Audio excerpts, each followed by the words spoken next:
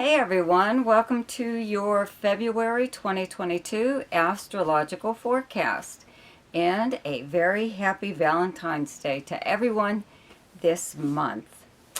Special thank you to my loyal subscribers who continue to support me and like and share and comment on my videos. Thank you so very much. If you're new to my channel and you like this video, don't forget to subscribe. And also check out the links below in the description box. There's one there to my website where you can learn more about the chart services that I offer.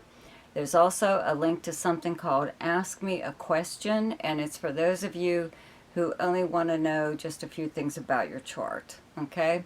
And also check out my weekly forecast, which I will be starting again. Okay, so now for your forecast. Hi Taurus, welcome to your February 2023 astrological forecast. So the big news for you is Jupiter is moving into your sign, but not until May, like May 16th, I believe the date is. So you only have a few months, just a few months away. So you already have the planet Uranus in your sign, and when these two planets get together, okay, Jupiter and Uranus together, it's just massive good luck popping out all over the place, okay, especially for you. Everyone will have this conjunction in their chart somewhere, wherever they have Taurus in their chart. You're going to have it in your sign. So I'd start making some plans if I were you. Right now, okay, the sun is in Aquarius in your 10th house. That's where you have the sign of Aquarius. Your 10th house is like your most public house. It is known as the house of career, but also fame and fortune, and how you're known by reputation, even personally, your personal status, also your professional reputation, okay? So the sun is here up until the 18th. Mercury is going to move here on the 11th, okay? So anyways, up until that point, though, Mercury is still in Capricorn in your 9th house, okay? Up until like the 10th, 11th, whatever.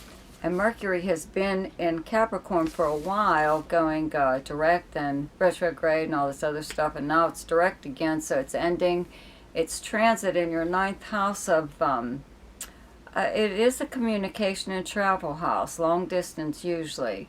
It's a media and publishing, the house of higher learning, long distance travel, foreign anything, people from different countries, different cultures, different backgrounds than yours, foreign languages, whatever, you know. So you could have had a lot more contact with people who live at a distance, even if it is just on social media, okay?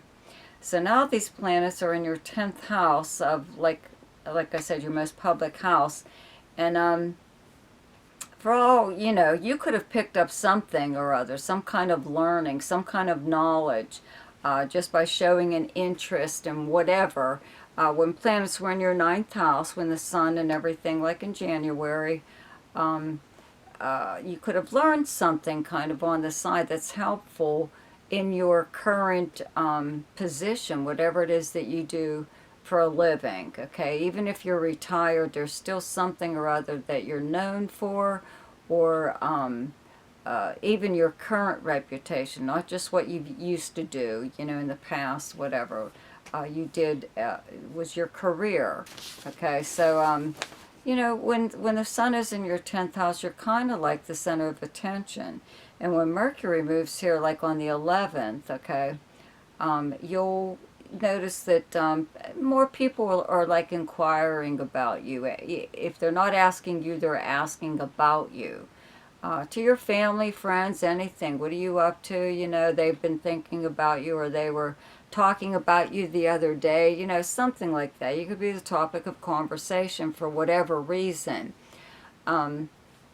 Saturn is still in Aquarius in your 10th house. It's going to be moving into Pisces very soon.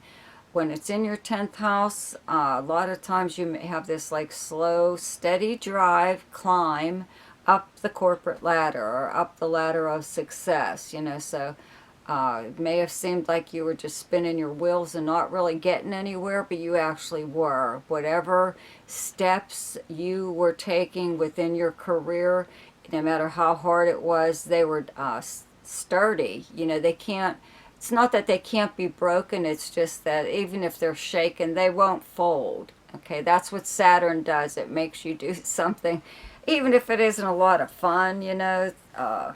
Makes you really stick with it and learn or do something to the point where the foundation, that's the operative word there. In fact, that's why the car Saturn was made Saturn, or even, you know, certain things like that. That's where these, the traits of a planet, a lot of times are applied to cars, whatever. Anyways, but that's why it's something reliable, and that's like really what your reputation is all about. That's the way you are seen, a hard worker, someone that really knows what they're doing, but a very reliable person. Good judgment. If you were a politician, you'd like really, you know, be doing really well. You again, you may not think that you are, but somewhere down the line, having Saturn here, it'll help you. On the other hand, though, there probably was someone that was in your way. Usually, it's a higher up or even a colleague that is vying for the same position as yours, or is just maybe a little bit envious or jealous of you. You could have created a really nice friendship with a higher up that is not just like professional, it's personal too. So you could have a really nice rapport with someone, and your other your co-workers or colleagues could be jealous of that. You could have also been just had a ton of work dumped on you by a higher up, and it could have been someone that even took credit for your work, you know.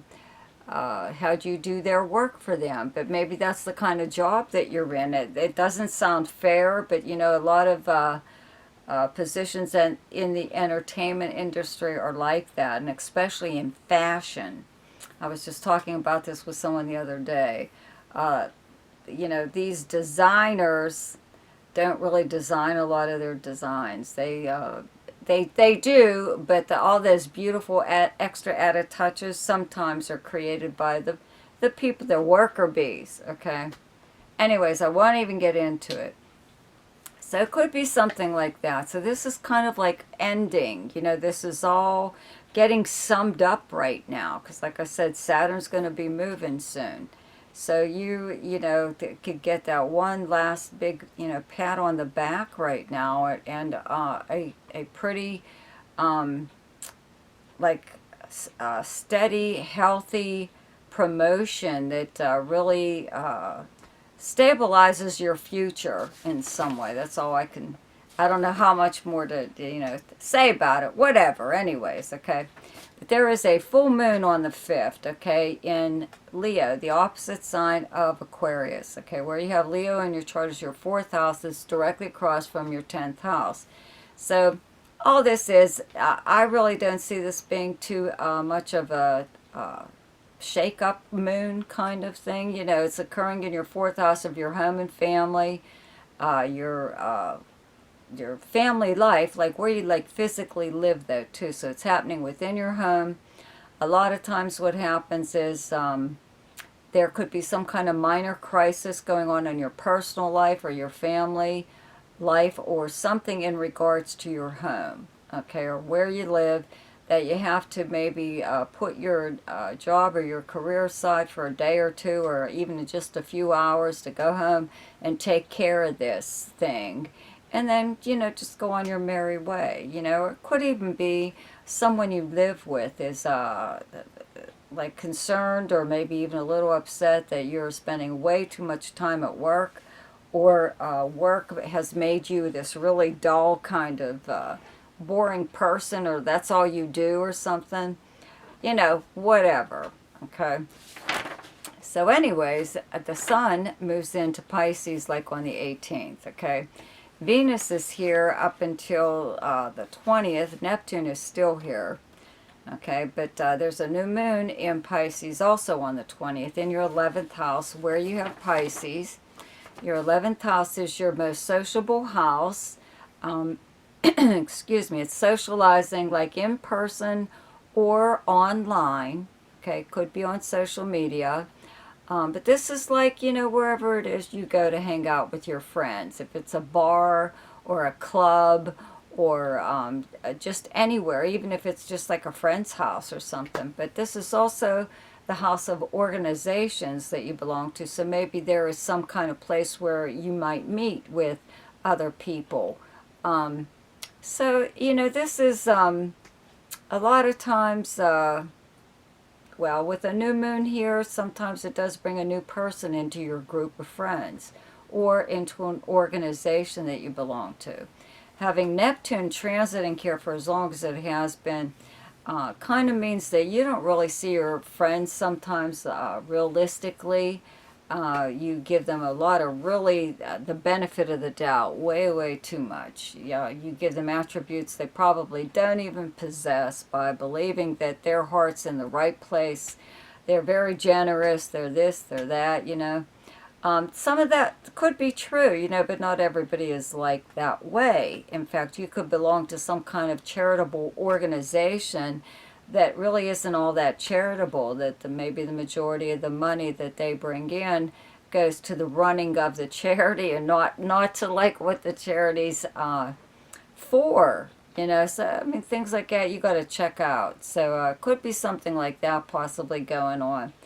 But with Venus here, though, it does bring like a lot of nice, pleasant times into your friendships, into your circle of friends. So, like I said, around the 20th, either there's some new place where you guys are going to hang out, or you go to some live event, like to go see a live show, like a band or something, or even a play. And it's like a very nice time. You decide this will be like your new place to go. It could be something like that. You could also make a new friend on social media. And again, you still have to watch out for that Neptune being there. There's a lot of times people aren't who they say they are. And not just online even. That's what I'm, saying. There are people in probably your group of friends that have some really totally fake facade about their life, their background, excuse me, anything about them, maybe just trying to impress you. So, whatever.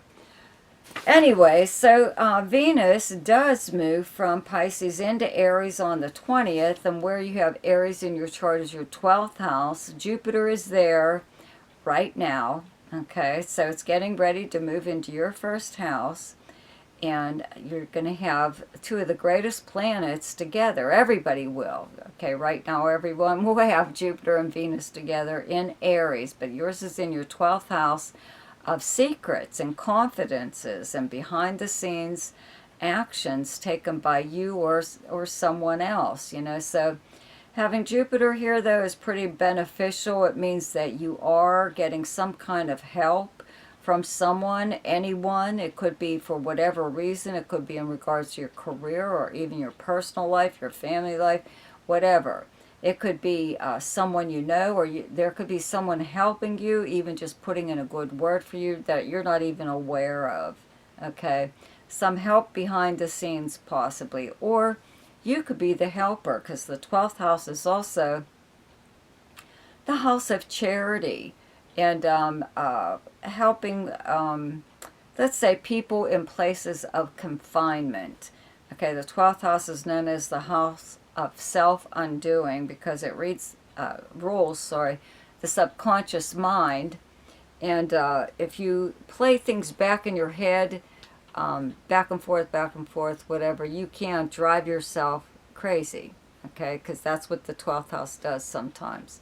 But the 12th house does govern institutions, usually of confinement of some kind, like a prison or a personal care home or nursing home, or someone who is confined to an area or at their home. They can't get out and do stuff for themselves. So you could have been helping someone all along. It could be a friend, a family member, whatever, you know, even your own parents or whatever. And uh, you know, you're getting, it's not even drudgery to you. In fact, it's something that maybe you've offered to do. You feel good about doing it. Somewhere down the line, though, you could be benefiting from the fact that you're helping this person, because they may put you in charge of their estate or their affairs or something or other, and you may end up actually receiving money because of whatever charitable works you are doing. Okay. Now, with Venus being here, this is usually what comes along is like the secret romance in a way, or you have feelings towards someone, or you may find that you have a secret admirer, even, you know, with Valentine's Day being around, that sends you, you know, like a little message, even a card, even if it's just an e-card, but it could be a regular card in regular postal mail.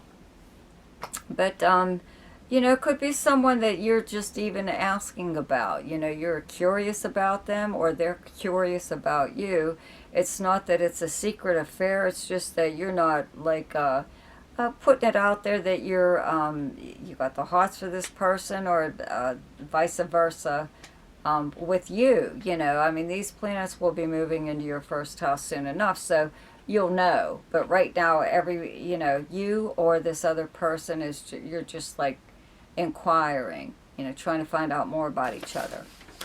Okay, so the best time to do something each month is when the moon is in your own sign, and the moon is in Taurus on the 24th, 25th, and 26th. And the best time to lay low is when the moon is in your opposite sign. Your opposite sign is Scorpio, and those dates are the 11th, 12th, and 13th. The best time for romance, recreation, creativity, fun, any kind of speculation or gambling, and anything to do with children is the 6th, 7th, 8th, 20th, and 21st. The best time for money is the 1st, 14th, 15th, 26th, 27th, and 28th. The best time for your career is the 18th and 19th. And the best time for communication and travel is the 1st, 2nd, 3rd, 16th, and 17th. So, happy Valentine's Day to you. Have a wonderful month, and check out my weeklies. See you next week. Goodbye.